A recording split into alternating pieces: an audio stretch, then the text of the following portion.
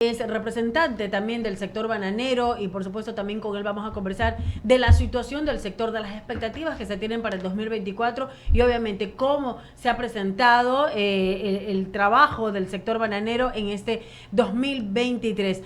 Carlos, buenas tardes, bienvenido, gracias por acompañarnos aquí en el Diálogo de la Tarde. Buenas tardes, Wendy. Buenas tardes a todos los presentes. Qué gusto. No sé si puedan confirmar si se escucha correctamente. Te escuchamos perfecto, mi querido Carlos. Vamos a arrancar de inmediato. Eduardo Mendoza, Luisa y Mauricio. Hola Carlos, ¿cómo estás? Qué gusto saludarte. Cuéntanos un Hola. poquito, justamente, estamos hablando con temas, respecto de temas de comercio internacional que es tan importante en el país. ¿Cómo va el tema del banano en el Ecuador? Cuéntanos un poquito qué está sucediendo, qué es lo que se viene para el próximo 2024. Tenemos un nuevo gobierno de un bananero, que es interesante justamente lo que señala. ¿Cómo va, Carlos? Cuéntenos. Qué gusto, Eduardo. Un placer. Sí, efectivamente, tenemos hoy en día un mandatario en la República del Ecuador que viene de una cuna bananera y esperamos pues que efectivamente se logren concretar acciones que sean positivas tanto para la producción nacional como para la exportación de nuestra fruta y eso sí, también incluir allí todos los demás productos agrícolas que el Ecuador pues ofrece dentro de su canasta. Carlos, estamos hablando con el abogado Carlos Ceballos. Yo quiero saber justamente cómo lo ves el 24, porque eso es lo que no entendemos. O sea, hoy en día justamente, a ver, mira, vemos medidas fuertes en otros países, como es el caso de Argentina, pero aquí hay medidas que pues o sea, son medidas parche con la nueva ley económica. No son quizás un poquito más de shock, que es lo que quizás algunos miembros del sector estaban esperando. Cuéntenos un poco. Sí, bueno, yo quisiera más bien, antes de hablar del 2024, creo que es importante destacar que el sector bananero hoy en día se mantiene bajo un esquema normativo de una ley que se creó en el año 1997 y que no cumple de manera satisfactoria con las necesidades del sector. Recordemos que el sector bananero, al estar regulado por este cuerpo normativo, tiene que cumplir sí o sí a capa y espada con lo que esa ley determina. Y esta ley pues va a generar siempre algunas afectaciones a nivel comercial, tanto a nivel local como internacional. El Ecuador, hasta un corte que se ha realizado de este año 2023, ha logrado exportar a un corte hasta octubre, finalizando octubre, de 292.38 millones de cajas de banano. Y en este momento, en diciembre, pues estamos en todo ese proceso de renovaciones de contratos de compraventa, que es una exigencia de dicha ley para que todas aquellas compañías o todas aquellas personas naturales que se dedican al proceso de exportación de banano deben cumplir por obligatoriedad para poder sacar la producción nacional al extranjero. Entonces, creería yo que el primer frente o el primer desafío que se debe cumplir hacia el año 2024 es tratar de lograr conectar entre los productores y los exportadores, llegar a consensos que permitan registrar a los contratos de compraventa ante el Ministerio de Agricultura y Ganadería, de tal manera que la fruta que se produce a nivel nacional pueda salir sin ningún inconveniente. ¿Qué se avisora? ¿Cuál ha sido el panorama? Este año, en el 2023, tuvimos ciertas reacciones por parte de los productores y en los que hubo resistencia o un derecho a la resistencia de firmar contratos de compraventa, lo que impulsó que solamente se celebrase el 30% del total del volumen exportable del país, lo cual es realmente preocupante. Posteriormente se pudo analizar que se cumplen y se exportan cajas en un 45% que están dentro del total exportable. ¿Y qué pasa con esa diferencia? Esa diferencia se exporta bajo un mecanismo de precio de mercado.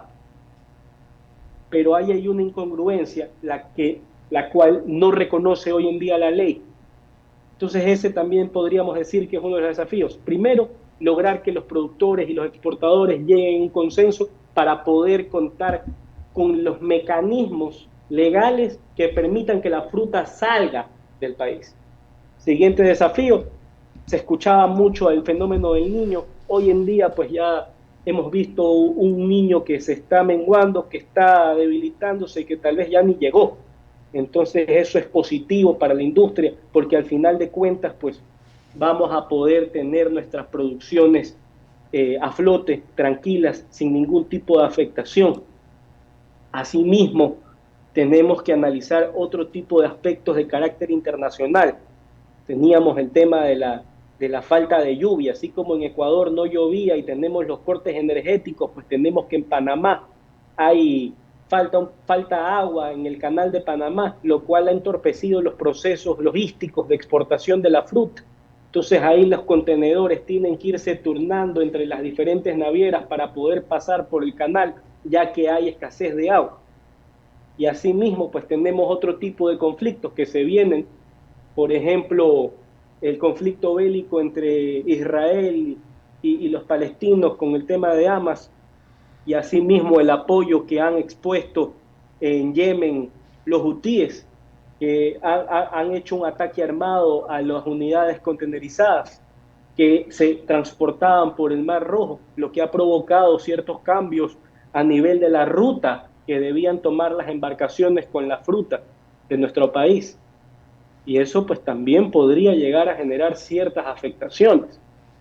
Eso a modo muy general, no sé, es lo que me gustaría mencionar. Esos creo que son los principales focos, sin contabilizar también pues riesgos latentes como lo son el foc R4T, que es un hongo, el Fusarium oxysporum, que en caso de llegar pues debemos estar preparados ante este patógeno que tiene que puede destruir las plantaciones ecuatorianas.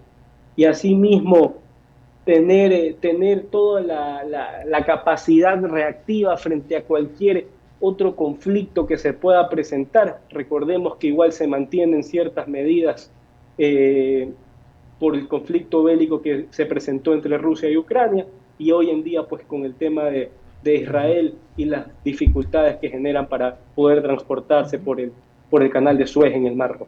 Perfecto. Pasarle a Mauricio Casas justamente que continúe.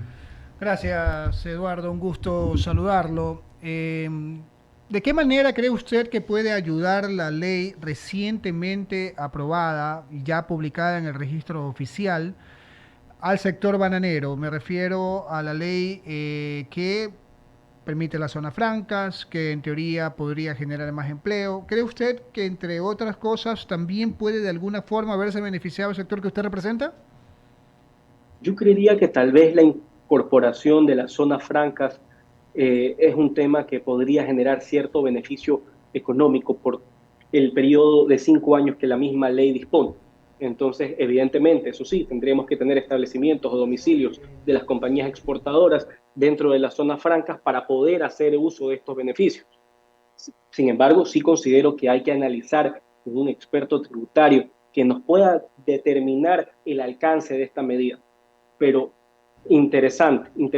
Creo que si existe un domicilio dentro de estos puntos, habría un beneficio económico al proceso de recaudación fiscal. Otra de las leyes que ya el presidente de la República lo informó y también está en ciernes ya en la Asamblea Nacional y que también tendrá el carácter de económico urgente y por ende de 30 días plazo para poder tratarlas en la Asamblea, tiene que ver con la parte energética. Y acá sí, son varias las veces que he conversado con bananeros o con agricultores en sí, inclusive también con camaroneros. Y muchos señalan lo importante de repente que es cambiar la matriz de un insumo clave para ustedes, que es la energía.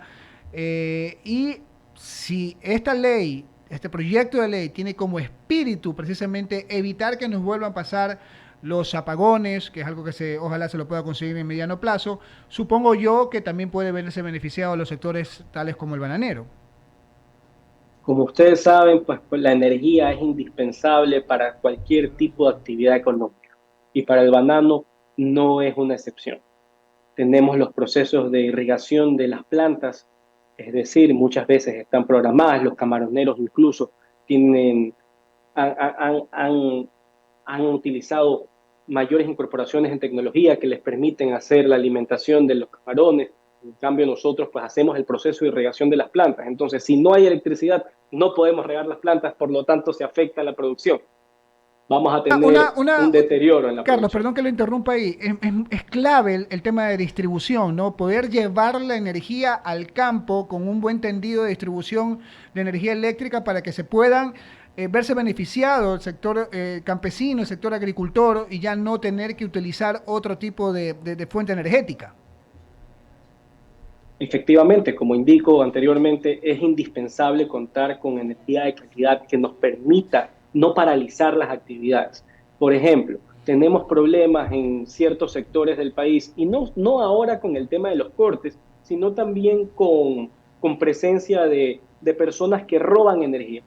Cuando hacen estos puntos de conexión para robar energía, dejan sin energía las haciendas, ya que lamentablemente hacen estos contactos y genera un corto y dejan sin energía las haciendas. Por lo tanto, no se puede regar las plantas. Eso, vuelvo y repito, va a generar una afectación en la producción porque no puedo regar debidamente las plantaciones. Entonces, es una cadena, ¿no? Valdría la pena que el gobierno nacional esté pendiente a través de sus instituciones a cargo para tratar de garantizar y satisfacer la necesidad energética en todos los sectores estratégicos del país, no solo el banano, pero sí con mucha atención el tema de robo de energía que efectivamente daña los puntos de conexión trifásico de energía en las plantaciones y por lo tanto se afecta el riego y la producción. Contestar mis primeras inquietudes. Luisa tiene más preguntas para usted. Luisa. Muchas gracias. Gracias, Mauricio. Buenas tardes. Abogado Ceballos, otro de los problemas que enfrenta el país en general es el tema de la inseguridad. Y entiendo que el sector bananero está dentro de esos grupos o sectores productivos que se han visto afectados. ¿Qué incidencia ha tenido el tema de los asaltos, de los secuestros, de la violencia en las zonas donde hay mayor presencia de los cultivos bananeros del país? ¿Y qué acciones ha tomado en este caso el sector productivo bananero privado para poder precautelar la seguridad de sus fincas, de sus haciendas, de sus parcelas, de sus cultivos, de sus trabajadores y de los productores y del sector en general? Ok, bien, Luisa, sí, dando respuesta a la pregunta que me parece muy tinosa. Los problemas de seguridad acechan a todos los ecuatorianos y esto ataca a todos los órdenes a nivel social. Los exportadores y los productores bananeros han tenido que invertir millones de dólares a lo largo de este año en virtud de la alta incidencia de actos delincuenciales que están ligados a procesos de contaminación de contenedores, de fruta e incluso de personal en finca. Es decir, las bandas delincuenciales hoy en día participan de manera activa muchas veces y contaminan a personas para tratar de que éstas participen en el proceso de, valga la redundancia, de contaminación, sea en las estructuras, sea en las cajas. Hay un mercado negro de los materiales e insumos con los cuales pues, las bandas delincuenciales hoy en día están haciendo mal uso para poder transportar sustancias ilegales. Y lamentablemente, y como indicaba, tanto productores como exportadores han invertido millones de dólares en cadenas de custodia, en implementación de cámaras de seguridad, seguridad privada, entre otros, porque lamentablemente al saber que es un negocio semanal, pues la delincuencia ya está al tanto de cómo se maneja y lo consideran un mecanismo pues para poder sacar sus productos ilícitos semana a semana. Ven un proceso de trazabilidad, analizan cuáles son los trabajadores. Claro, por supuesto, una pregunta. Sí, a propósito de eso y en ese contexto, ¿cuánto llega a perder en este caso una empresa exportadora o alguien que esté involucrado en el sector cuando es contaminado un contenedor? y cuán engorroso puede resultar el trámite para poder liberar ese contenedor. Me imagino que se pierde la fruta. ¿Tienen un estimado de todo lo que ello conlleva? Y en ese contexto, ¿cuál cree usted que sería la salida para de alguna manera poner coto a esto? Porque entiendo que el tema de la contaminación de contenedores es algo que se da con mucha frecuencia. ¿Qué implicaciones conlleva? ¿Cuánto implica en gastos para la empresa? ¿Cuánto pierde? ¿Hay un estimado? Por supuesto, tenemos un estimado de $100 millones al año que se invierten por materia de seguridad, por todos los espectros que acabo de mencionar. Estamos hablando de que serían más o menos unos 200 por contenedor. Esas serían las cifras.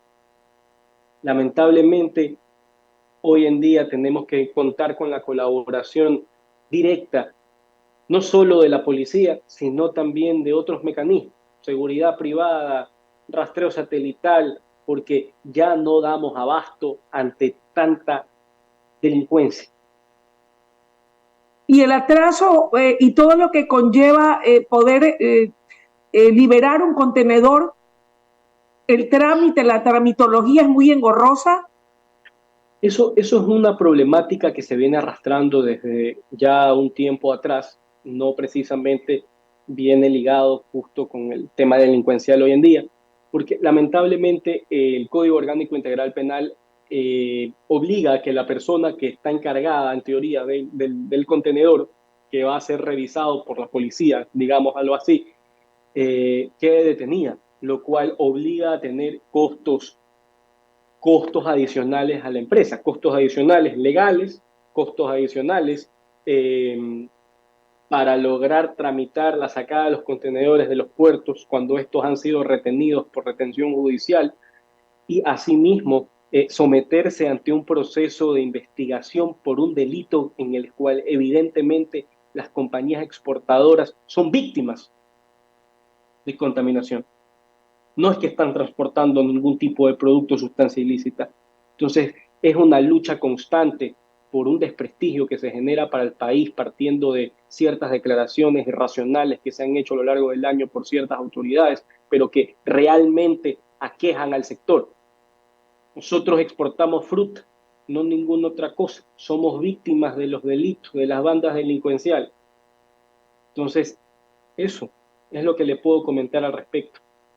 Muchas gracias de mi parte, y yo creo que de esa manera, salvo que haya alguna otra pregunta por parte de mis compañeros del panel, le agradecemos mucho la gentileza de habernos atendido y permitido conocer un poco la problemática que enfrenta el sector bananero y cuáles son las expectativas en torno a los grandes desafíos que deberá acometer el gobierno nacional para, a través de las autoridades pertinentes, poder salvaguardar y solventar cada una de esas justas demandas que beneficien al sector. Gracias, Carlos, de mi parte. Muchas gracias, Carlos. Muchas gracias. La verdad, qué chévere tenerlo aquí con ustedes, con nosotros. Estos micrófonos son suyos y pues ya estaremos conversando justamente respecto un poco más del tema que es tan importante, el tema del banano, porque como le digo, el próximo año se nos viene. Gracias a Dios no va a haber fenómeno del Niño y eso nos deja un poco más tranquilos, porque, o sea, ya bajó la probabilidad, entonces viene un invierno fuerte, pero no será el fenómeno del Niño que era tan complicado y lo que se venía justamente, y el sector creo que estará presto a crecer. Desearles buena suerte y un abrazo, Carlos. Muchas gracias. Muchas gracias, Eduardo. Muchas gracias, Luisa, Mauricio, Wendy, a todos. Cuando ustedes necesiten, aquí nos tienen. Perfecto. Muy buena tarde. Entonces, Mauricio.